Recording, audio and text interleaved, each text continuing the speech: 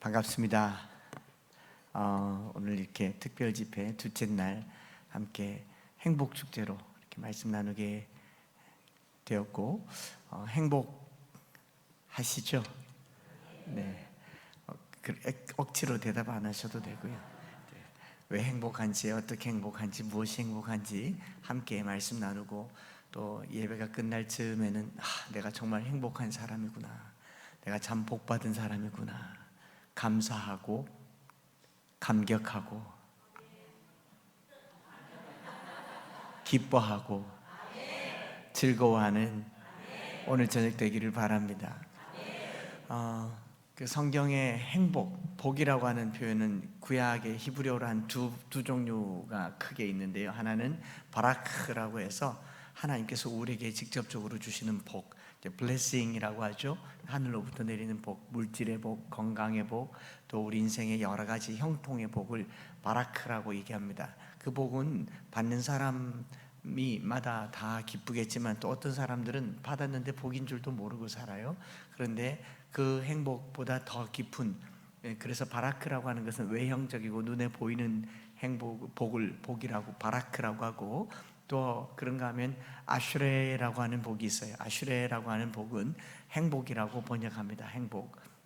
마태복음 5장에 복 있는 사람은 이라고 할 때 마카리오이라는 말은 아슈레의 헬라어 표현입니다. 그러니까 복 있는 사람은 이라고 우리가 마태복음 8장에 알고 있는 그 복은 다르게 말하면 행복한 사람은 이라고 표현할 수 있고요. 시편 1편에 또 복 있는 사람은 악인들의 꾀를 따르지 아니하며 죄인들의 길에 서지 아니하며 오만한 자들의 자리에 앉지 아니하고, 여기 있는 복 있는 사람도 아슈레라는 말입니다. 무슨 말이냐? 행복한 사람들. How happy who you are. 넌 얼마나 행복하겠는가? 그 사람 얼마나 행복하겠는가 하는 것을 말하는 게 아슈레인데, 행복 축제라고 하는 것은요, 딱 봐서 저 사람 진짜 행복해 보인다, 저 사람 정말 행복하다. 오죽하면 하버드 대학에 행복학이라고 하는 학과가 생겼겠습니까? 학과 과목이 생겼습니까? 오늘 예수 믿는 사람이 하늘로부터 복을 받고 그 복을 누리고 살아가고 있는 삶의 결과를 아슈레의 행복이라고 얘기합니다. 그래서 이 행복 축제가 기대하는 것은 내가 복을 받는다를 떠나서 내 안에 복이 얼마나 기쁘고 감사하고 감격스럽고 감동적이고 살맛나게 하고 즐겁게 하고 기쁘게 하는지 깨닫는 게 행복인 거죠. 그래서 오늘 여러분들이 영암교회, 이 70년이 다 되어가는 영암교회에 귀한 성도 되는 것이 복이 되기를 원합니다. 그래서 표정부터가 달라야 되죠. 표정부터. 옆 사람 한번 보세요. 행복한지. 제가 대구에서 왔으니까 경상도 말로 한마디 해드릴까요? 여러분 표정 보고 이렇게 말해 주세요. 그래가. 옆 사람 보고 그래가 되겠나? 그 얼굴로는 안 되고요. 자, 이제 윗니빨이 4개 드러나도록 행복한 웃음을 짓습니다. 시작. 윗니빨 4개 드러나도록. 그리고 여성분들은 내일 세 번째 날, 네 번째 날 올 때는 이제 립스틱 6호 아시죠? 6호 이만큼 바르게 와서 멀리서 보다. 여러분 예수 믿으면요, 예수 믿으면 삼뽀가 됩니다. 은혜를 받아가지고요. 어떻게 삼뽀가 되느냐? 예수님을 믿으니까 너무 기쁜 거예요. 그게 기뻐져요. 기뻐지면 예뻐져요. 옆에 분 예쁘십니까? 이제 인사하세요. 예쁘십니다. 그렇게 기뻐지고 예뻐지면 그 다음에 나타나는 현상이 뭐냐면 바빠져요. 시키지도 않았는데 신방을 가게 되고, 시키지도 않았는데 교회 봉사를 하게 되고, 연말만 되면 이거 하세요 저거 하세요 부탁하는 게 아니라 시키지도 않았는데 계속 교회 와서 일을 하게 되고 전도하게 되고, 이런 걸 은혜 받은 증거라고 합니다. 그러니까 행복은 내가 뭘 받는 게 아니라 내가 뭘 받아서 그로부터 나타나는 삶의 결과가 행복이죠. 그래서 복 있는 사람은 내가 이미 복이 있으니까 악인들의 꾀를 따르지 아니하며 죄인들의 길에 서지 아니하며 오만한 자들의 자리에 앉지 아니하고 오직 여호와의 율법을 즐거워하여 그 율법을 주야로 묵상하는도다. 그게 행복인 줄 믿습니다. 그래서 진정한 행복은 하나님의 말씀으로부터 말미암고 그 말씀을 붙들고 사는 것이 행복이고, 그런 삶의 열매가 시냇가에 심은 나무가 철을 따라 열매를 맺으며 그 잎사귀가 마르지 아니함 같으며 그가 하는 모든 일이 다 형통하리로다. 우리 영암교회가 말씀 붙들고 행복하여져서 하는 일이 모두가 다 형통하게 되기를 축복합니다. 오늘 제가 행복축제의 말씀으로 요한복음 15장 말씀을 가지고 나왔는데, 요한복음 15장은 포도나무 비유로 알려져 있죠. 나는 참 포도나무요 내 아버지는 농부라. 물은 내게 붙어있어 열매를 맺지 아니하는 가지는 아버지께서 그것을 제거해 버리시고, 물은 열매를 맺는 가지는 더 열매를 맺게 하려 하여 깨끗하게 하시느니라. 너희가 열매를 많이 맺으면 내 아버지께서 영광을 받으실 것이요 너희는 내 제자가 되리라. 이 본문을 1절부터 7절, 8절, 9절, 10절 이 본문을 우리는 포도나무 비유라고 하고, 또 유년주일학교 때부터 교회 학교에 가면 다 포도나무가 다 붙어 있어요. 그리고 거기다가 출석 스티커도 붙이고 전도 스티커도 붙이고 그래 달란트 스티커도 붙이고, 그렇게 해서 오늘도 여기 보니까 출석 도장 찍던데 동그라미 다 치고 왔죠. 예. 여기는 그냥 네모칸에다가 있지만 초등학교 아동부실에 가면 다 포도나무로 붙어놨어요. 열매를 많이 맺는 삶을 살아야 된다. 너희가 열매를 많이 맺으면 내 아버지께서 영광을 받으실 것이요. 그럼 열매 못 맺으면요, 지옥 갑니까? 오늘 여러분들에게 진짜 행복이 뭔지를 알려드리려고 하는 겁니다. 우리가 교회가 한참 성장할 때, 경제가 성장할 때 많은 열매를 맺는 것을 행복이라고 생각했고, 열매를 많이 맺어야 아버지께서 영광을 받으시고, 열매를 많이 못 맺으면 아버지께 부끄러움이 되고, 천국 가서 내가 한 일도 없고 봉사도 못하고 전도도 못하고 주님 앞에 내가 부끄러워서 어떻게 갈까, 이런 마음을 많이 품고 있지만요, 이 요한복음 15장은 그런 의미가 아닙니다. 붙어만 있으면 됩니다. 근데 이걸 깨닫지를 못하니까 대부분 사람들은 어떤 생각을 하냐면, 이 포도 막 많이 맺는 것. 노래도 어떤 노래를 배웁니까? 포도밭에 포도가 땡글 땡글 땡글 땡글 열렸네, 많이 열렸네. 가지밭에 가지가 길쭉 길쭉 길쭉 길쭉 열렸네, 많이. 호박해 볼까요? 호박밭에 호박이 울퉁 불퉁 울퉁불퉁 열렸네, 많이. 열매를 많이 맺자고 많이 맺자고 하니까 열매 못 맺는 사람은 어떻게 교회 다니겠습니까? 제가 오늘 진정한 행복은요, 여기 있습니다. 이 노래에는 핵심이 후렴에 있어요. 자기 혼자 컸을까? 어떻게 하세요? 정말 혼자 컸을까? 위에 계신 하나님이 길러주셨죠. 할렐루야. 포도농사의 핵심은 농부 대신 하나님. 15장 1절에 나는 참 포도나무요 내 아버지는 가지가 아니라 농부라. 그렇죠. 우리는 가지라. 그러면 이 농사에서 열매를 잘 맺고 못 맺고는 누구한테 달렸습니까? 농부에게. 우리 탓 아니에요. 하나님 탓이라고요. 아멘 하시지 않습니까? 그러니 우리가 신앙생활하면서 신앙생활의 핵심은 열매를 맺는 게 아니라 열매는 맺어지는 거예요. 신앙생활의 핵심은 열매 맺게 하시는 주님께 딱 붙어 있는 겁니다. 붙어 있는 사람이 행복합니다. 어린아이가, 갓난아이가 부모가 주는 돈에 기뻐하겠습니까? 밥에 기뻐하겠습니까? 부모에게 딱 붙어 있으면 기뻐하는 것처럼, 그렇게 붙어만 있으면 부모가 알아서 밥도 줘, 기저귀도 갈아줘, 잠도 재워줘, 따뜻하게 시원하게 다 해주잖아요. 그러니 이 포도농사의 가장 핵심은 주님께 붙어 있는 것입니다. 말씀과 기도로 주님께 붙어 있을 때, 그래서 복 있는 사람, 주야로 그의 말씀을 묵상할 때 그것이 복이 된다라고 말하고 있는 것이고요. 그런데 2절을 딱 보니까 조금 긴장될 만한 표현이 있죠. 내게 붙어 있어 열매를 맺지 아니하는 가지는 아버지께서 그것을 제거해버리시고 잘라버릴 수도 있다는 거죠. 그러니 열매를 맺지 못하는 가지들마다 잘려버릴까 봐. 이거 우리 근현대 농법이 우리 머리에 들어와 있어서 그래. 근현대 농법에는요, 봄이 되면 가지치기를 합니다. 그래서 열매를 맺을 만한 굵은 가지를 남겨두고 잔가지를 다 친다거나, 아니면 열매를 맺지 못하는 가지를 그냥 잘라서 또 다른 가지가 나도록 하는 이 거대 생산, 그리고 고당도의 포도를 만들기 위해서 하는 포도 농법 때문에 그런데, 여러분 2000년 전에 가위가 있었겠습니까? 칼은 잘 들었겠습니까? 그 가위질 잘못하다가 다른 나무 가지도 잘라버릴 수도 있는데, 포도나무 가지를 제거해버린다라는 것을 잘라버린다라고 해석하지 않는 거죠. 더 잘 자랄 수 있도록 열매 맺지 못하는 요소를 제거해버린다라고 해석하는 것이 바람직한 해석입니다. 왜 그러냐? 아이로라고 번역된 이 헬라말 아이로라는 말은 제일 먼저 나오는 사전의 첫 번째 단어가 의미가 들어올린다라는 말, 들어올린다. 그리고 저기 밑에 제거한다는 말이 있긴 있는데 신약 성경 전체에서 제거한다라는 표현으로 사용되어진 번역은 거의 없고 대부분 들어올린다, 노뱀을 들어올린다, 그리고 축사할 때 들어올려 축사한다. 이게 다 아이로라는 말을 쓰거든요. 그러면 자, 포도나무 물은 내게 붙어있어 열매 맺지 못하는 가지를 들어올린다라는 것을 브루스 윌킨슨이라는 분이 포도나무의 비밀이라고 하는 책에서 뭐라고 말했느냐면, 포도나무는 덩쿨류 식물로 아래로 뻗어 자란다라는 거죠. 호박처럼 아래로 내려가서 쭉 땅에서 뻗어 자라니까 열매를 잘 맺기가 어렵겠죠.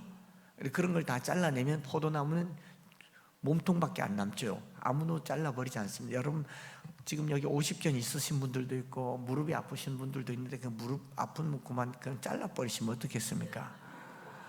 잘라내요. 어쨌든지 붙여놔서 고쳐야 되지 않겠습니까? 열매 맺지 못하는 포도나무 가지가 있는데 그 포도나무 가지를 주님께서 다 잘라버리면, 농부는요 가지를 아낍니다. 심지어는 부러진 가지도 딱 붙으면 다시 붙으면 붙어요, 안 붙어요? 붙어요. 공장에서 일하다가 갑자기 손가락이 툭 끊어지면 얼른 물에 담궈서 병원 가면 붙어요, 안 붙어요? 생명이라고 하는 것은요 그렇게 쉽게 잘라지질 않아요. 다시 붙으면 붙는 게. 그래서 돌감람나무, 참감람나무 접붙임도 하는데 어떻게 농부가 가지를 함부로 자르겠습니까? 열매 맺지 못하는 가지는 들어 올리시고, 그리고 열매를 맺는 가지는 더 열매를 맺게 하려 하여 그것을 깨끗하게 하십니다. 땅바닥에 널브러져서 묻어있는 흙들을, 먼지들을 깨끗하게 닦아서 반짝반짝 빛나게 하니까 포도가 열매를 맺더라. 이게 고대 포도 농사의 농법입니다. 고대에는 이게 막대기 같은 지주가 없으니까, 또 포도나무 가지끼리 연결할 수 있는 그런 끈들이 별로 없으니까 다 땅바닥에 있는데 어떻게 들어올리냐? 바위나 돌 같은 걸로 괴어서 들어올려요. 그러니까 그 밑에 조그맣게 다니면서 여우들이 그걸 다 뜯어먹고 그런 겁니다. 그런데 이게 나중에 시간이 지나면서 서서히 올라가서 지금 포도나무는 우리가 숙여서 딸 수 있는 포도나무도 있지만 농사를 잘 지은 나무는 저희들 키 이만큼 높아서 손을 뻗어서 딸 수 있을 만큼 포도나무를 재배한 게 현대 포도농법입니다. 그래서 이걸 쭉 끌어올리는 거죠. 저기 전라북도 고창에 가면 포도농사를 아주 잘 짓는 분이 한 분 계십니다. 도덕현 농부신데 머루포도를 심습니다. 머루포도를 300평에 한 그루만 딱 심어놨어요. 1000평 되는 포도밭에 포도나무가 몇 개가 있느냐? 4개밖에 없습니다. 보통 포도나무 한 그루에 400송이 정도 맺으면 생산성이 있습니다. 경제성이 있어요. 그거 돈이 된단 말이죠. 요즘 여러분들이 이제 곧 따먹게 되고 사먹게 되는 샤인 머스켓, 그런 거는 너무 당도가 높아서 혼자 먹으면 머쓱하죠.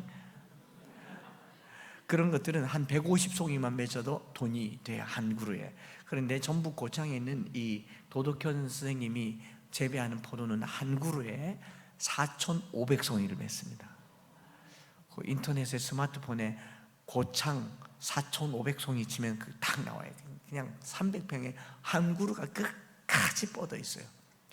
포도나무는 요만한데 300평, 여기 이게 300평보다 작지 않습니까? 이 예배당 한복판에 포도나무가 있는데 가지가 끝까지 뻗어서 4,500송이에 열매를 맺는 걸 보면서, 그래서 농부가 포도 농사를 어떻게 짓느냐에 따라서 그 열매를 많이 맺는다라는 것이죠.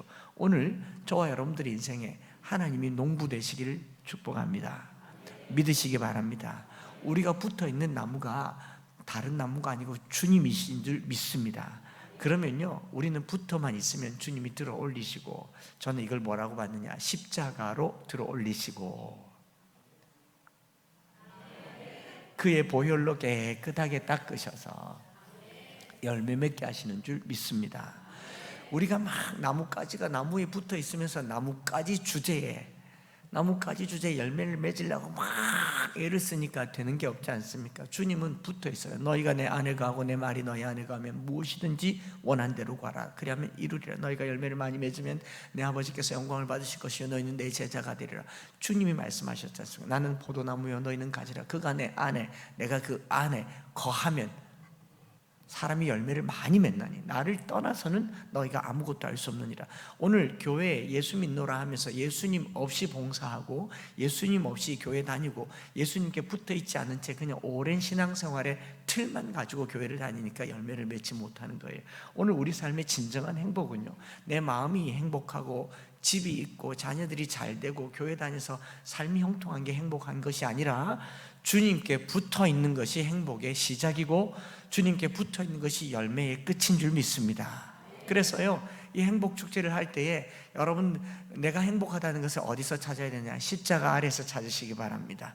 내가 주님을 만난 것이 내 인생의 최고의 행복이고 주님께 붙어 있는 것이 내 인생의 최고의 복이라는 것을 고백할 때 그 끝자락에 열매를 맺어주는 거예요. 자, 또 여쭤볼게요. 포도나무에 맺는 열매를 뭐라고 그러죠? 1번 사과, 2번 배, 3번 복숭아, 4번 포도. 3번?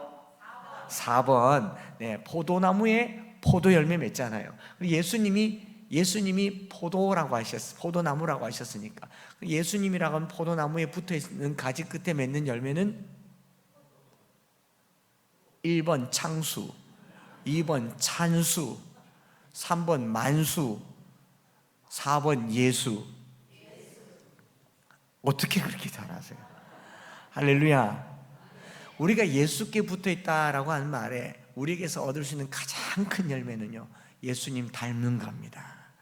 주님 닮는 거예요. 주님처럼 사는 거고 주님처럼 말하고 우리의 삶이 주님 닮지 않아서 이 행복이 전해지지 않는 겁니다. 돈이 행복이 아니올시다.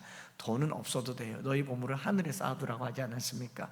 땅에서는 좀과 동룩이 하며 도둑이 구멍을 뚫고 도둑질한다고 했으니 우리가 쌓아야 될 보물은 하늘에 있으니 땅에 있는 것이 우리의 행복을 결정하지 못해요. 우리의 진정한 행복은 오늘 내 안에 예수가 있는가? 이 예수님이 내 삶에 열매를 맺고 있는가? 예수님처럼 말하고 있는가? 나갈 때요, 서로를 보면서 주님 뵙는 것 같습니다. 자, 지금 연수한 손을 콕 잡고 주님 만난 것처럼 반갑습니다. 시작. 왜 그러냐? 우리가 하나님의 형상이지 않습니까? 창세기 1장에 우리의 모양과 우리의 형상을 따라 우리가 사람을 만들고 그에게 하늘과 땅과 바다와 그 가운데 모든 것을 다스리게 하자. 모양과 형상, 모양이란 말은 데무트라고 하고요, 형상이란 말은 셀렘이라고 합니다. 셀렘이라고 하는 말은 조각하다, 새긴다라는 말인데 동상을 새긴다, 형상을 새긴다가 셀렘입니다. 저기 광화문에 가면 형상이 하나 있어요. 제일 앞에 서서 누가 있어요? 이순신. 그 뒤에는 있어요. 누가 있어요? 세종대왕. 자, 여쭤보겠습니다. 이순신은 그 진짜예요, 가짜예요? 진짜는 아니죠. 뒤에 세종대왕은요, 형상이죠. 형상. 그런데 이순신상을 보면 누가 생각나요? 이순신. 세종대왕을 보면, 그럼 하나님의 형상인 우리를 보면 누가 생각난다? 하나님이 생각. 그래서 우리의 삶이 주님 닮아야 되는 거예요. 주님 좀 닮았습니까? 저는 숫자 돌림이에요. 창수. 저 분당 우리교회 이 찬수, 그리고 예수 다 닮아서 그래요. 목사님 이상한 말을 한 애가 아니고, 우리가 예수 믿으면서 한 생을 살고 나면요, 곁에 있는데 왠지 좋고 왠지 만나고 싶고. 여러분, 성도들은요, 보이지 않는 주님의 보이는 형상이 되는 것입니다. 보이지 않는 주님을 만나는 방법은요, 예수 잘 믿는 성도를 만나는 거예요. 2000년 전에 1세기의 로마 기독교회가 급속도로 복음화된 그 첫 번째 이유가 뭐였냐면, 예수님을 만나고 싶으면 교회 가라. 예수 닮은 사람이 많다. 천국 가고 싶으면 교회 가라. 천국 가는 길은 교회 가는 길과 같다. 그러면 우리 영암교회가요, 이 문 열고 딱 나가는 순간 온 동네 사람들이 우와, 어떻게 저렇게 밝으신 분들이 환하게 있나. 그거를 발견하게 되는 영암교회 되시기를 축복합니다. 자, 딱 보니 제가 좀 괜찮아 보이나요? 예, 사람들이 저보고 딱 보니 부잣집 막내 아들 같다 그러더라고요. 그리고 또 저는 누가 저더러 이찬수 목사님 닮았다 그래서 굉장히 기분이 좋았어요. 말도 그렇고 그분도 대구 출신이고 뭐 대학 선배님이시고 그래서 이찬수 목사님 닮았대서 나중에 한번 모셔보세요. 닮았을 겁니다. 그런데 재작년에 제가 3년 전인가요? 새롭게 하소서 출연하면서 이찬수 목사님 안 닮았다는 것을 그때 알았어요. 주영훈 씨가 스튜디오에 딱 들어서는데 저를 보자마자 첫 마디가 어서 오십시오 이홍렬 선배님 그러더라고요. 닮았나? 누구를 덜 닮았나요? 네. 그래서 재작년에 제가 그 12월 달에 이홍렬 집사님이 출연하는 운영하는 레디온이라고 하는 프로에 출연해서 인터뷰를 하러 갔더니 메이크업하고 스튜디오에 들어갔더니 이홍렬 집사님이 저를 보자마자 스마트폰으로 사진을 찍고 바로 페이스북에 올리더라고요. 오래전에 잃어버린 동생 찾음. 그때부터 이제 완전 이홍렬이 됐습니다. 그런데 이렇게 말하는 거는 그냥 외모일 뿐이고요. 사람들이 저를 보고 야, 참 고생 안 하고 산 것 같다 이런 표현을 하는데 이렇게 된 게 주님 만났기 때문이다라는 것을 말씀드리고 주님이 우리를 어떻게 만들어가는가를 간증을 하면서요. 여러분 주님께 꼭 붙어 있으면요. 내가 맺으려고 애를 안 써도 그 삶의 끝자락에 누군가가 나를 보면서 주님 같다. 그 말은 좋다란 말이에요. 저 사람 참 좋아 보이세요? 안 좋아 보이세요? 네, 그런 삶을 살게 된다라는 겁니다. 사실은 저는 이제 작년에 빛과 소금 편집장님이 인터뷰를 하면서 인터뷰를 다 하고 난 다음에 저더러 이렇게 말하더라고요. 목사님의 과거 삶을 들어보니 흑수저인데 완전히 흑수저인데 이 땅의 흑수저들에게 희망이 되는 말을 한마디 해달래요. 아무리 흑수저라도 대놓고 그 앞에서 흑수저라고 하면 기분이 별로 안 좋잖아요. 여러분들은 금수저입니까? 응수저입니까? 흑수저입니까? 쇠숟가락입니까? 그래서 제가 이렇게 듣다가 이렇게 말했어요. 그 편집장님, 금수저는 금으로 만들고요, 은수저는 은으로 만들고 동수저는 동으로 만든대요. 흑수저는 흙으로 안 만들어요. 흙 묻은 수저입니다. 저는 흙이 묻어 있었던 수저고 하나님께서 제 흙을 털어주신 거예요. 이게 물은 내게 붙어 있어 열매를 맺지 아니하는 가지는 그것을 들어 올리시고, 그죠? 열매를 맺는 가지는 더 열매를 맺게 하려 하여 그것을 깨끗하게 하시느니라. 제 인생에 붙어 있던 흙들을 다 털어내 보니까 이렇게 되더라라는 겁니다. 오늘 우리 인생이 before after가 있다는 말은 죄를 지었을 때의 내 삶과 죄의 문제를 해결하고 구원받은 하나님의 백성이 되었을 때의 내 삶을 비포와 애프터로만 보는 것이 아니라 성도의 삶은요, 살면 살수록 주님 닮아가고 살면 살수록 빛나고 결국 마지막에 우리가 누리게 되는 것이 영광인 줄 믿습니다. 그렇기 때문에 오늘 교회가 젊은이들이 적고 노인들이 많고 어른들이 많다라고 하는 것을 이상하게 생각하면 안 돼요. 주님 닮은 분들이 더 많은 겁니다. 할렐루야. 그래서 나이가 들수록 더 영광스럽고요, 나이가 들수록 그 백발의 머리가 주님을 더 닮은 듯한 주님 앞에 가는 영광을 덧입는 바로 직전이기 때문에 예수 믿는 사람과 세상 사람들은 그 빛나기가 달라요. 세상 사람들은 고생을 막 하면 얼굴에 고생의 흔적이 막 나면서 고생 많이 해. 예수 믿는 사람은 시간이 지날수록 더 반짝반짝 빛나는 삶이 되는 것인 줄 믿습니다. 이제 제 이야기를 좀 들려드리려고 그래요. 저희 아들이 군에 갔을 때 제가 성경책을 새 걸 사주면서요, 아들 군대에서 짬날 때마다 성경을 좀 읽어라, 시간 날 때마다 성경을 읽고 성경을 읽을 때 펼쳐가지고 눈길이 지나가는 곳에 밑줄을 쫙쫙 걸어. 자고로 성경이 더러워야 영혼이 맑다. 아빠가 보니까 성도들 성경 깨끗한 성도들 치고 영혼이 안 더러운 사람 없더라. 영혼이 맑으려면 성경이 더러워야 된다. 밑줄 쭉쭉 꺼서 오라고 하고 새 걸 사서 보냈어요. 휴가 때 성경책을 들고 왔더라고요. 제가 보니까 밑줄이 곳곳에 끄였어요. 얼마나 애비로서 마음이 부근하고 좋겠습니까? 역시 우리 아들. 궁금해서 창세기를 열어서 이 친구가 창세기 어디에다 최초로 밑줄 그은 구절이 어딘가에서 창세기를 딱 열어봐서 1장 1절은 꺼줘야죠. 태초에 하나님이 천지를 창조하신, 안 껐더라고요.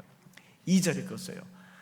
2절이 뭐냐? 땅이 혼돈하고 공허하며 흑암이 깊음 위에 있고 하나님의 영은 수면 위에 운행하시니라. 깜짝 놀랐어요. 아들 불러서, 아들 군생활에 혹시 혼돈하고 공허하며 흑암이 깊나? 뭐야 밑줄 꺼놨노? 이렇게 했더니 아들이 피식 웃으면서 아니요 저 군생활 괜찮아요. 그럼 왜 여기 밑줄 껐나 했더니 제 아들이 하는 말이 창세기 1장 2절을 읽으면 아빠 인생이 생각나서 그랬대요.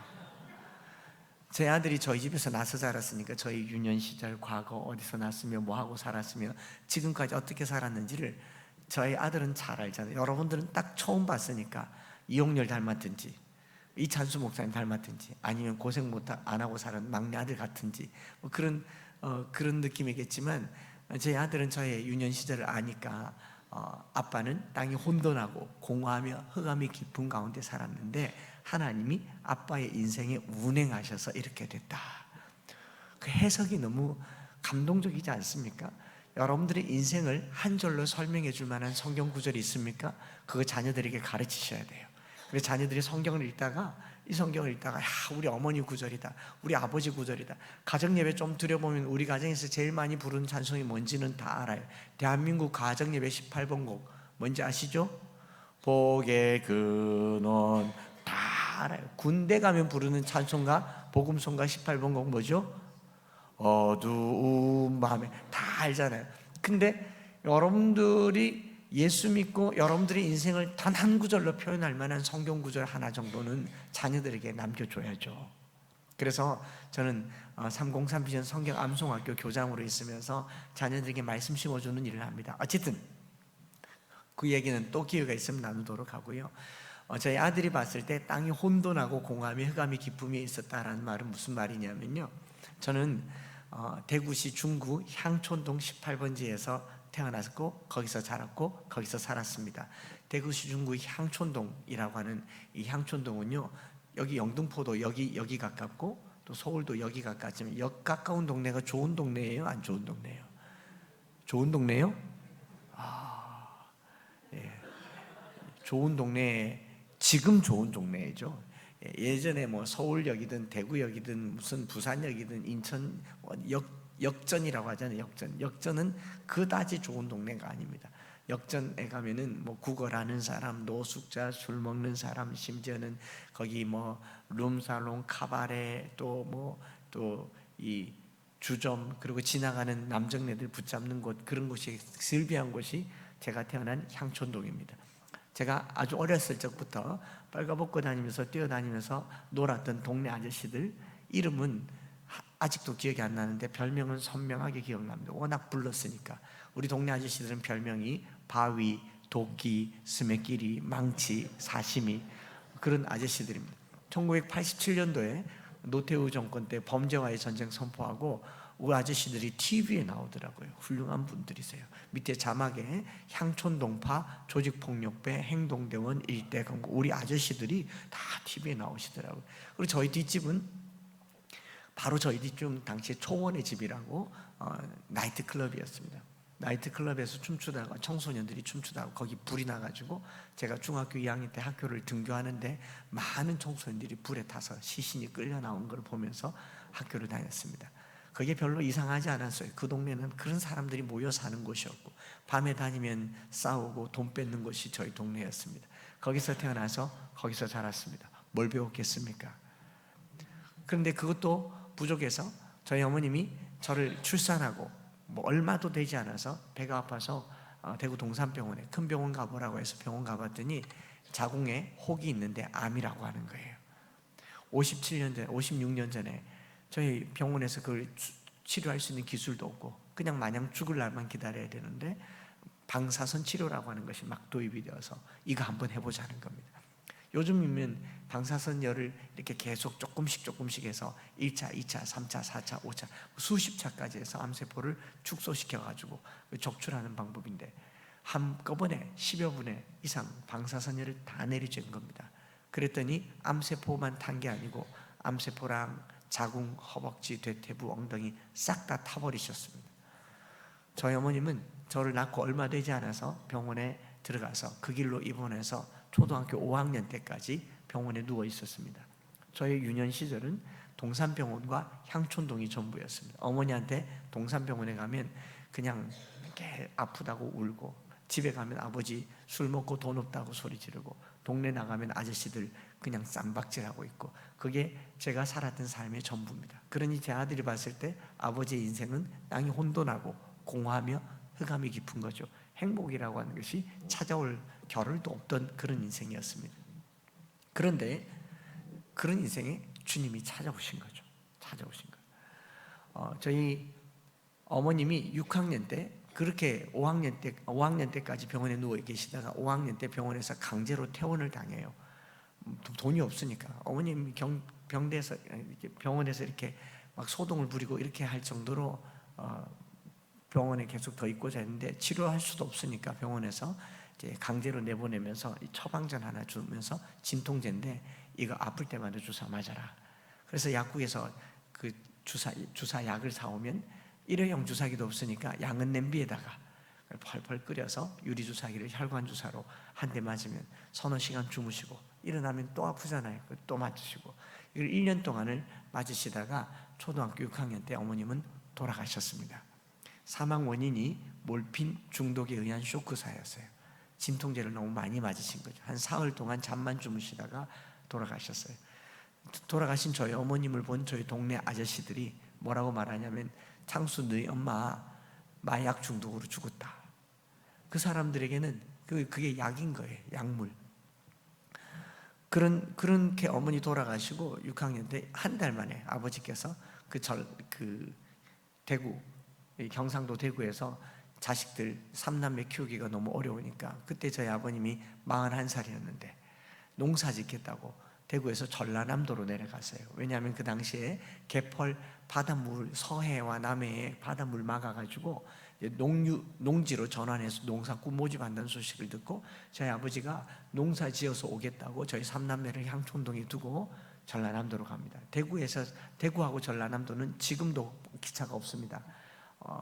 88고속도로 하나만, 유일한 도로 하나만 있는데, 그 당시에는 아예 기차도 도로도 없던 당시에 아버지가 농사 짓겠다고 3남매를 두고 간 거겠습니까? 버리고 간 거겠습니까? 그렇게 가셔서 20년 동안 나타나지 않으셨어요. 저희 3남매는 그 향촌동에서 외삼촌 집에도 지내고 여기도 지내고 저기도 지내야 되는 그런 이제 생존의 삶이 놓인 거죠. 저희 형님이 그 당시 고3이었는데 대학 입시 시험을 보고 학교 성적이 아주 좋아지니까, 입시 성적이 좋으니까 시험을 지원을 했는데 한양대학교 공과대학을 입학하게 됐어요. 그러니 서울에서 부잣집에서 데려가더라고요. 입주과외를 하면서. 형님 뭐 19, 20살에 자기도 살아야 되니까 먼저 서울 가고, 누님도 2년 후에 고등학교 졸업하고 20살에 서울로 가서 시집 가고, 그리고 저는 거기서 중1, 2, 3, 고1, 2, 3을 외삼촌 집에서 또 이 집에서 저 집에서 살아야 했습니다. 제가 만약에 그 땅이 혼돈하고 공허하며 흑암이 깊은 가운데 사는 제 인생에 나를 버린 세상, 어머니 떠나고 아버지, 누님, 형님 다 떠나고 나를 버린 세상 불이나 질러버리자 분노하고 아주 증오하면서 향촌동파 아저씨들 손을 잡았더라면, 전 아마 오늘 지존파나 막가파가 돼가지고 TV에 나올 법한 그런 환경이, 제가 손으로 잡고 발만 뻗으면 볼 수 있는 환경이 다 그런 환경이었어요. 거기서 무슨 행복을 찾을 수 있겠습니까? 무엇이 나를 행복하다고 말할 수 있겠어요? 그런데 그 흑암, 공허, 어둠이 있는 곳에 하나님이 찾아오신 거예요. 제가 주님을 만난 게 아니라 주님이 제게 찾아오신 겁니다. 여러분 인생의 진정한 행복은요, 내가 예수를 믿은 게 아니라 주님이 내게 믿음을 주신 거예요. 너희가 그 은혜로 인하여 믿음으로 말미암아 구원을 얻었나니 이것이 너희에게서 난 것이 아니요 하나님의 선물이라. 내가 예수를 믿게 된 게 교회를 잘 다녀서가 아닙니다. 교회를 오래 다녀서도 아닙니다. 주님이 내게 찾아오신 거예요. 행복은 주님이 나를 당신의 자녀로 삼아주셨다는 것을 믿는 믿음에서 생기는 겁니다. 여기서부터 행복이 시작되는 줄 믿습니다. 초등학교 4학년 때 주님이 어떻게 찾아오셨냐, 제 친구가 4학년짜리 친구가 자전거를 타고 저희 집 앞을 지나가면서 한마디를 던졌어요. 빛이 있어라 라고는 안 했고요, 고작 4학년인걸요. 친구가 저희 집 앞을 지나가면서 창수야, 교회 52번 가면 필통 준다 하고 가요. 제가 반지하 단칸방에서 양은 냄비에 밥 먹다가, 런닝 차림으로 밥 먹다가 필통이란 말에 온 마음과 몸과 영혼이 열려가지고 먹던 밥 집어 던지고 그냥 런닝 차림에 슬리퍼 신고 그 친구 자전거를 열심히 쫓아갔어요. 진짜가 그러면서 따라갔어요. 그 친구가 진짜다 그러면서 갔어요. 자전거를 15분간 따라가서 대구시 중구에 있는 우리 교단 서성로 교회를 출석을 했어요. 제 마음에는 필통으로 가득 찼습니다. 제가 십자가 붙은 거 아니에요. 은혜를 붙은 게 아닙니다. 필통을 붙들었습니다. 그 필통을 붙들고 교회를 가서 이제 한번 예배를 드렸잖아요. 그리고 이제 내일 또 오면 되죠. 52번만 오면 되죠. 이러니까 내일 말고 다음 주 일요일에 오래요. 52번이 언제 다 채워지겠나 해서 그렇게 기어코 52번을 다 채우고 필통을 받았어요. 필통을 받고 나서 알게 된 사실이 1년 개근상이더라고요. 제가 52주 나오라 그랬으면 안 갔을 텐데, 1년 동안 결석하지 말라 그랬으면 안 갈 텐데 52번 오라 해가지고 52번을 채우려고 1년 동안 교회를 갔고, 그 1년 동안 주님께서 내게 찾아오셔서 이 깜깜한 인생에, 흑암이 깊고 공허한 인생에 빛을 창조하여 주신 줄 믿습니다. 여러분, 교회는요, 오늘 우리의 인생이 땅이 혼돈하고 공허하며 흑암이 깊음 위에 있을 때 하나님이 운행하는 곳이에요. 여러분의 인생 어느 곳에 주님께서 빛을 창조할 때 그때 행복이 시작되는 줄 믿습니다. 그냥 그 52주를 교회 다니면서 곧 초등학교 5학년이 딱 되었을 때 저를 맡아주신 반사 선생님, 교회학교 선생님 김미자 권사님께서 저를 앞에 앉혀두고 그 당시 공과책도 별로 없고 공과책도 어렵고 하니까 선생님이 가르쳐 줄 수 있는 것은 자기가 잘 아는 성경 구절 몇 구절 떼어가지고 암송시키고 그냥 이 구절 좋다, 이거 외워라, 무조건 외워라, 이런 형태로 성경 공부를 했는데, 그분이 마태복음 5장 읽어주시고 6장을 읽어주시면서 주기도문을 외라 하더라고요. 6장에 주기도문 있잖아요. 그러니 이제 5학년짜리가 신앙생활하면 좀 덜 떨어지려고, 뒤떨어지면 안 되니까 이 주기도문을 열심히 외우고, 또 그 다음 주에 갔더니 또 6장을 읽어요. 6장을 읽어보면 뒤에 굉장히 따뜻하고 좋은 말들이 많이 나와요. 목숨을 위하여 무엇을 먹을까, 무엇을 마실까, 몸을 위하여 무엇을 입을까 염려하지 말라. 목숨이 음식보다 중요하지 않으며 몸이 의복보다 중요하지 않느냐. 그 염려를 안 할 수가 없죠. 저는 염려가 되는데, 왜냐하면 5학년짜리라도 어머니 병원에 누워 계시고 집에 먹을 것 없고 늘 그런 인생이었는데 염려하지 말래요. 그리고 마태복음 6장 26절을 딱 읽어주는데 그 말씀이 제 마음에 들어오기 시작하는 거예요. 공중의 새를 보아라. 심지도 않고 거두지도 않고 창고에 모아들이지도 아니하되 너희 하늘 아버지께서 기르시나니 저를 손가락질 딱 하고 이름 부르면서 창수 너는 이것들보다 귀하지 아니하냐. 제가 초등학교 5학년 때까지 살면서 들어본 말 중에 제일 따뜻한 말이었어요. 그 동네에서 아무도 사람을 귀하게 여기지 않고 누구도 사람을 따뜻하게 맞아주지 않는 동네에서 나서 살았는데, 이 교회라고 하는 곳에서, 이 교회에서 기록된 성경 말씀이 나더러 뭐라고 말하냐, 너는 이것들보다 귀하지 않느냐. 그때 제 마음이 완전히 녹아내린 줄 믿습니다. 그때부터 이 얼굴이 이렇게 귀티난 얼굴이 된 줄 믿습니다. 그때부터 귀하게 된 거예요. 성경 말씀은 더 읽어나가는데 드레베 카파를 보아라. 솔로몬의 모든 영광으로도 입은 것이 있고 하나만 갖지 못하였느니라. 오늘 있다가 내일 아궁이에 던져질 들풀도 하나님께서 이렇게 입히시거늘 또 제 이름을 내면서 하물며 창수 너일까 보냐. 그리고 이 권사님께서 저한테 마태복음 6장 33절을 외우라 하시더라고요. 뭐죠? 그런즉 너희는 먼저 그의 나라와 그의 의를 구하라. 그러면 이 모든 것을 너에게 더하시리라. 저는 이미 필통을 받았고 교회는 이미 제게 모든 것이었어요. 왜냐하면 집에 가면 집엔 잘 곳도 없고, 나중에 이제 6학년 돼서 어머니 돌아가시고 나서 아버지 다 떠나고 누님 형님 떠나고 나서 외삼촌 집에서 좀 지내다가 잘 곳도 없고 갈 곳도 없는데 제가 어디 갔겠습니까? 제가 만약 그 상황에서 먼저 그의 나라와 의를 구하라, 이 모든 것을 너에게 더하시리라, 제가 5학년 때 내게 하나님의 나라와 하나님의 의가 교회라고 하는 것을 못 배웠더라면 저는 대구역 앞에 노숙자들 사이에 끼어서 잠을 잤거나 아니면 향촌동 아저씨들 사이에서 껌 팔거나 성냥 팔면서 제 인생이 어디로 갔을지도 모르는데 그 한 구절이 저를 교회로 이끌었고요. 그래서 잘 곳이 없어서 길거리에서 자야 될 그쯤에 중학교 1학년 때, 2학년 때 친구들 집에서 이렇게 계속 잠을 자면 친구들 어머니가 방 밖에서 말하잖아요. 창수 쟤는 집이 없냐? 왜 우리 집에서 자냐? 부모님은 없냐? 이렇게 말할 때에 이제 막 한참 예민할 때니까 잠 좀 재워달란 말 못하니까 조용히 그 집을 나와가지고 어디를 가야 되나 이 친구 집도 가고 저 친구 집도 가다가 마지막에 결국은 어딜 갔겠어요? 교회 간 거죠. 교회 이 장의자가 제게는 어마어마한 침대가 된 거예요. 교회에서 늘 자고, 제가 교숙자 출신입니다. 노숙자는 아니고 교숙을 했는데, 교숙하는 방법 알려드릴까요? 여러분 앞으로 이 방법 쓰시면 돼요. 조그만한 체구 작은 아이가 제일 앞에서 예배를 드려요. 제일 앞에서 예배를 드리고 목사님이 축도를 하고 나면 축도송이라는 걸 하잖아요. 축도송 할 때 엎드려서 기도를 해요. 엎드려서는 기도할 만하니까 목사님이 이제 축도송 나올 때 나가잖아요. 나가고 나면 옆으로 누워서 기도를 해요.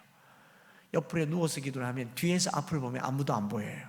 다 나간 줄 알고 사찰 집사님이 문을 잠그고 가면 그날은 본당에서 잠자는 날. 그렇게 교숙자 생활을 했습니다. 그러니 제게 있어서 그의 나라와 그의 의는 교회였던 것이고, 교회에서 계속 잠을 자다가 사찰 집사님에게 들켜서 쫓겨나기를 수도 없이 쫓겨나고, 어떻게 귀신같이 제가 교회에서 잔다는 걸 알고, CCTV도 없던 시절인데 금세 알고 와서 나가라고 그러고, 나가면 제가 나가면서 문 하나 열어놓고 갔다가 뒤로 와서 담타 놓고 와서 창문 열고 들어와서, 왜냐하면 잘 데가 없으니까. 제가 만약 그 상황에서 이 사춘기에 욱하는 마음을 가지고 여기만 잘 때냐 그러고 길거리에 갔더라면 영 돌아올 수 없는 먼 강을 건넜을 터인데, 기어코 교회에 들어와서 자려고 하다가 보니까 사찰 집사님이 꼭 교회 바로 옆에 사택에 사시더라고요. 그래서 제가 그때 중학교 1학년 때 처음으로 꿈을 꾼 게, 나의 꿈은 사찰 집사였어요. 주거 문제가 해결되니까. 그때 사찰 집사님 하셨던 김상화 집사님이 지금도 살아계신 할아버지신데, 제가 부흥회 했을 때 한번 찾아오셨어요. 창수야, 내가 네가 그런지 모르고 자꾸 쫓아내가지고, 그런 줄 알았으면 우리 집에서라도 재워줬을 텐데. 여러분 중학교 1학년이요 잘 것 없단 말 입 밖으로 안 나옵니다. 저 좀 재워주세요 이 말 입 밖으로 안 나와요. 그냥 사찰 집사님 된다는 그런 꿈만 가지고 있었던, 그 집사님 따라다니면서 나주는 청소를 했어요. 청소를 하면 하루라도 더 재워줄까 봐. 그래도 계속 쫓아내더라고요. 그런데 어느 날 사찰 집사님 집 뒤에 더 큰 집에서 한 분이 나오시더라고요. 담임 목사님. 그래서 제가 꿈을 키웠어요. 나의 꿈은 목사님. 여러분 제가 믿음이 좋아서 목사님이 될 꿈을 가졌겠습니까? 중학교 1학년짜리가 2학년짜리가 성령 받아서 사명감이 있어서 아니잖아요. 그냥 좋아 보여서 그의 나라와 의를 구하라고 하는 거 뭐였겠어요? 그냥 좋은 거예요. 여러분 예수 믿는 것이 내게 좋은 일 되기를 원합니다. 저는 목사님이 좋아 보였고 그냥 교회 다니는 것이 좋아 보여서 목사님이 되겠다라고 하는 자그마한 꿈을 가졌고, 잘 데 없어서 이 집에서도 자고 저 집에서도 자고 고등학교를 그만둘 뻔한 위기도 겪고, 그렇게 고등학교 3학년 수학 능력 시험 수능 시험 치는 날 새벽까지 신문을 돌리면서 고등학교를 다녔는데 공부라고는 할 기회조차도 없었고, 남들은 새벽반 학원 다닐 때 저는 신문 돌리면서 그 자전거 타고 같이 학교 올라가고, 1교시 때 피곤해서 잠들면 담임선생님이 저건 졸업만 하면 된다고 깨우지도 않던, 1교시 때 잠들면 4교시 때 눈 뜨고 공부라고는 해볼 수도 없었던 그런 시절에 중학교 2학년 때 툭 던진 하나님 저 목사님 되고 싶어요 했던 그 말을 하나님께서 받아주셨어요. 그래서 대학 입시 시험을 치고 성적표를 받았는데 경북대학교를 합격하게 된 겁니다. 대구에서 경북대학교는 등록금 싼 국립대로 유명한 학교죠. 그래서 제가 경북대학교를 딱 들어가니까 교회 권사님들이 아이고 우리 창수가 경대를 갔단다 이래가지고 할머니들이 속바지에 숨겨두었던 용돈을 싹 다 꺼내서 대학 4년 등록금을 내주신 줄 믿습니다. 이 모든 것을 너에게 다 하시리라. 제가 한 게 아니라 하나님이 계속 움직이고 계신 거 보이시죠? 그리고 신학대학원 입학을 해서 신대원 전도사 시절에도 우리 암송학교 설립하신 규장출판사의 고 영훈학 장로님께서 각 신학대학원에 2명씩 3명씩 장학생 선발할 때 제가 또 덜커덕 장학생으로 선발돼서 졸업할 때까지 장학금으로 신학대학원을 다니고, 부목사가 되었는데, 부목사가 되고 나서 열심히, 좀 뭐 갈 데도 없고 부모님도 안 계시니까 교회 일만 열심히 했죠. 했더니 담임 목사님이 그 10명도 넘는 부목사 중에 저를 뽑아서 영국에 유학을 보내주시더라고요. 제가 갈 수 없는 길을 계속 가는 겁니다. 대학도, 대학원도, 유학도. 그리고 2006년도에 한국 들어와서 2007년도에 대구에서 엠마오 교회를 개척을 했어요. 개척을 하고 나니까 우리 모교회 권사님들이 다 찾아와가지고 설립 예배드린데 특송을 해주시면서 예배 후에 저를 가슴에 꼭 안아주시면서 그렇게 말씀하시더라고요. 한 목사, 잘 자라줘서 고맙다. 목사가 되어줘서 고맙고, 공부 마치고 이렇게 대구에 와서 목회를 해줘서 고맙다. 그리고 권사님들이 하신 말씀이, 저 봐라고, 남의 품의 자식도 성경 한 절 잘 심어주니까 저렇게 되지 않냐고. 제가 뭐 어마어마한 신앙생활을 한 것도 아니고 살려고 공부하려고 노력하고 뭐 이렇게 산 게 아니라 하나님이 한 절 붙들었는데, 먼저 그의 나라와 의를 구하라. 그리하면 이 모든 것을 너에게 더하시리라. 이것밖에는 할 게 없어서 교회를 열심히 다닌 것밖에 없었는데, 하나님이 이끌어 가시는 것을 지금까지 보고 겪고 경험하게 되는 것, 세상에서 누가 제일 행복하겠습니까? 여러분, 대구에서 개척한 거 쉽지 않습니다. 대구는 복음화율도 워낙 낮지만 개척에서 생존할 확률도 낮아요. 우리 선배 목사님들이 찬송가를 이렇게 부르더라고요. 푸른 바다 나서니 몸 대전까지 가오리다. 대구 말고 부산 말고 어디든지 가오리니. 목사님 대구 안 오실 거예요. 그런 목회 현장에 있는데도 거기서 나서 자라면서 하나님이 나와 함께 하신 걸 봤고, 저는 대구 한복판에서 하나님께서 나를 건져서 목회자로 세우신 걸 봤기 때문에 그 은혜와 빚을 이 땅에 갚겠다라는 마음으로, 하나님께 갚겠다는 마음으로 개척을 하면서요, 지금까지 하나님께서 한 번도 모든 것을 더하시는 일에 어긋남 없이 다 채워주신 줄 믿습니다. 우리가 말씀을 붙들고 신앙생활하는 것 자체가 행복입니다.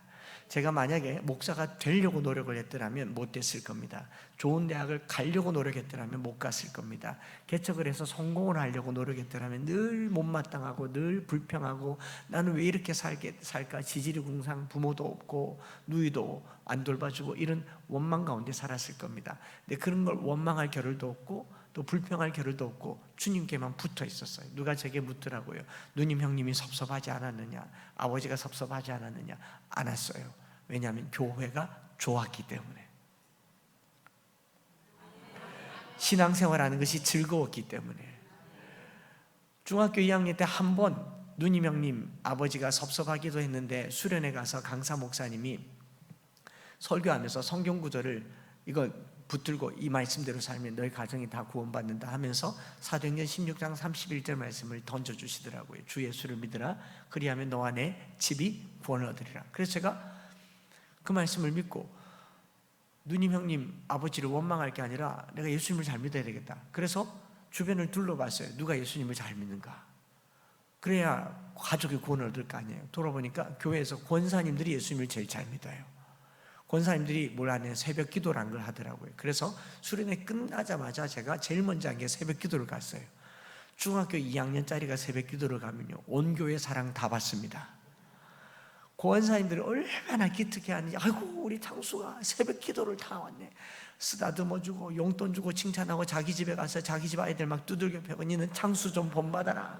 창수는 중학교 2학년인데 새벽 기도도 온다. 그 칭찬이 너무 좋아서 계속 새벽 기도를 했죠. 그러다가 목사가 됐습니다.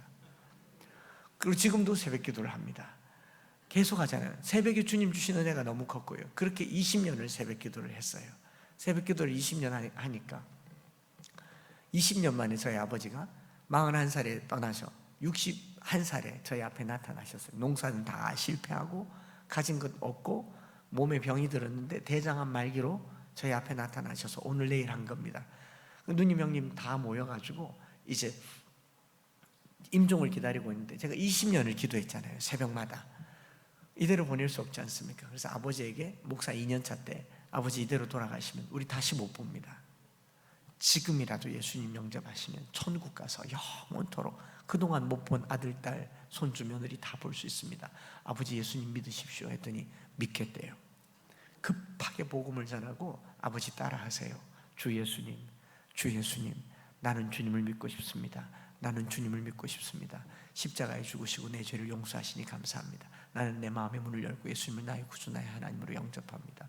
내 안에 들어오셔서 내 죄를 용서하시고 나를 하나님이 기뻐하는 사람으로 만들어 주옵소서. 주옵소서. 예수님의 이름으로 기도드립니다. 기도드립니다. 아멘 하고 숨 끊으셨어요. 제가 안 행복할 수가 있겠습니까?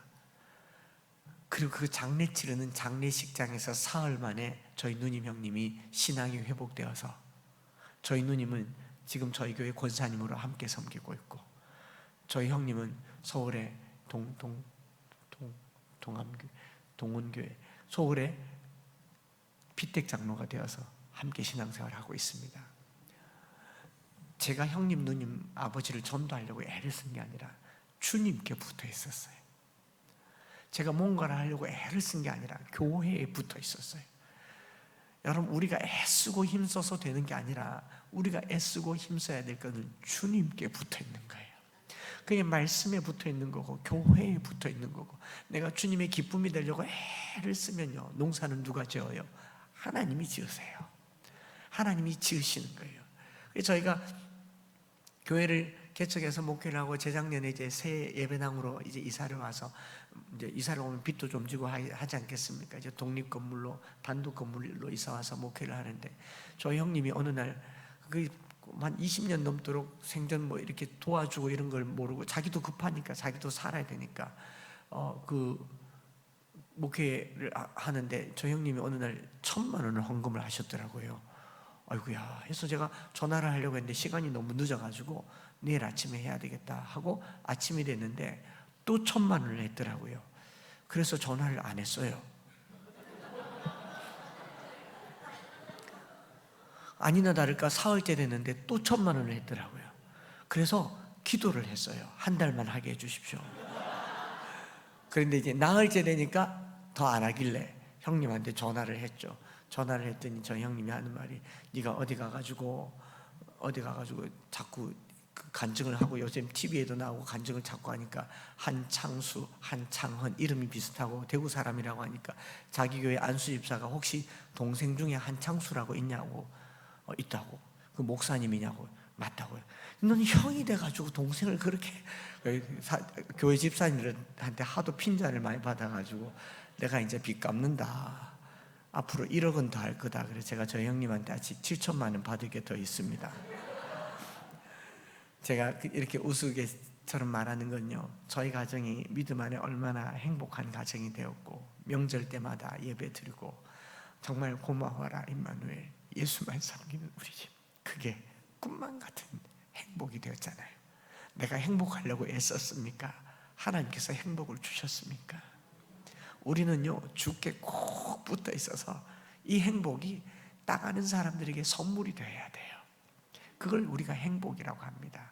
제가 오늘은 행복이라는 주제로 저희 삶을 간증으로 이렇게 풀어봤는데 이제 행복해 보이시죠? 이제 하나님 나라 부잣집 막내 아들 같습니까? 흙수저 같습니까? 흙 묻어서 씻은 수저 같습니까? 우리 인생이라고 하는 게요 다 죄가 묻었고 흙이 묻었고 여러 나쁜 것들이 묻어 있지만 주님이 십자가로 깨끗하게 닦아놓고 나면요 금수저, 은수저, 동수저는 중요하지 않아요. 하나님 손에 붙들린 수저가 되는 겁니다. 하나님이 쓰시는 수저가 되는 거예요. 우리 사랑하는 영암교회 모든 성도분들 이제 내일 모레 또 행복축제를 하고 앞으로 또 전도를 하고 행복축제가 이렇게 펼쳐질 때요 주님 손에 딱 붙어서 쓰임받기를 원합니다. 주님이 쓰시면요 여러분들 말끝에 능력이 나타나요. 제가 지난주에 98세가 되신 할아버지 한 분이 이제 말기암으로 임종을 앞두고 있는데 평생 아들이 캐나다에 있는 아들이 복음을 전했는데 예수를 믿지 않는데 목사님 가까이 계시니까 가서 기도만 좀 한번 해주시라고 얘기를 해서 정말 그 마음으로 저희 아버지가 영접했을 때 그 마음으로 기도를 하면서 갔어요. 그런데 참 놀랍게도요 제가 가기 전에 하나님이 이미 다 작업해 놓으셨더라고요. 가자마자 제 손을 탁 붙들더니 제 얼굴을 저를 꽉 끌어안고 제 얼굴을 자기 귀에다 대더라고요. 98세니까 귀가 안 들리니까 여기 뭐 좀 말해달라고. 그래서 제가 거기다가 할아버지 지금까지 평생 이렇게 곱게 살았는데 이제 영원한 생명을 갖기를 원합니다. 영원한 생명을 얻도록 제가 좀 안내를 해드리려고 합니다. 할아버지 오늘 죄 사함 받으시고 예수의 이름으로 용서함 받으시고 예수를 믿어 구원에 이르시기를 바랍니다. 아멘 하는 거예요. 영접 기도를 하고 아멘 했어요. 아멘을 하고 나니까 화이트보드를 달라고 그러더니 화이트보드에다가 이 귀가 어두워서 말을 못하니까 막 써요. 목사님 여기 다녀가 주셔서 정말 감사합니다. 목사님 마음에 꼭 간직하고 살겠습니다. 목사님 말씀을 마음에 새기겠습니다. 아멘 하고 쓴 거예요.